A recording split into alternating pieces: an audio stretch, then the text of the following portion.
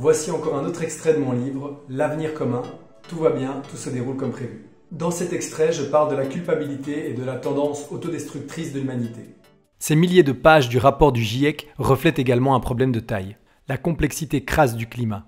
Certes, s'il est possible de faire un lien entre les niveaux de carbone dans l'atmosphère et le réchauffement moyen global à l'échelle de la planète, il n'en reste pas moins que tous les autres effets sont multifactoriels. Il est très difficile de prévoir avec exactitude comment les écosystèmes seront affectés. Tout est interdépendant et intriqué de façon si complexe que tenter d'isoler l'impact sur une zone bien particulière est aussi illusoire que de vouloir prévoir le profil exact des vagues d'un périmètre arbitraire au milieu de l'océan. Tout affecte tout.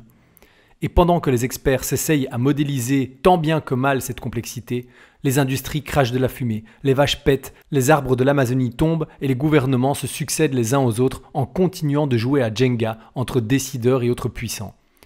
Mais non, si vous enlevez ce bout de bois-là, tout va se casser la gueule. Oui, mais si on ne l'enlève pas, de toute façon, ça va tomber tout seul d'ici quelques années. Peut-être, mais au moins, ça n'arrivera pas sous mon mandat. À qui jeter la pierre ? Qui doit-on brûler sur le bûcher ? Pour ceux qui cherchent des coupables, il n'y a que ça. Gouvernement apathique, ultra-riche égoïste, élite complotant dans l'ombre, industrie polluante, actionnaires cupides, consommateurs inconscients. Au final, on en vient inévitablement à se poser la question, la planète et la nature ne se porteraient-elles pas mieux sans l'être humain, tout simplement ? Tous coupables, tous à l'échafaud. En fin de compte, peut-être que le changement climatique n'est qu'une réaction naturelle de cette planète qui se débarrasse d'un parasite. Il n'y a rien à faire sauf attendre que la planète se débarrasse de l'humain après une brève poussée de fièvre. D'ici quelques millions d'années, nous n'aurons pas laissé plus de traces qu'une petite grippe dans la vie d'un humain. C'est précisément pour contrecarrer ce genre de pensée autodestructrice et dystopique que j'ai écrit ce livre.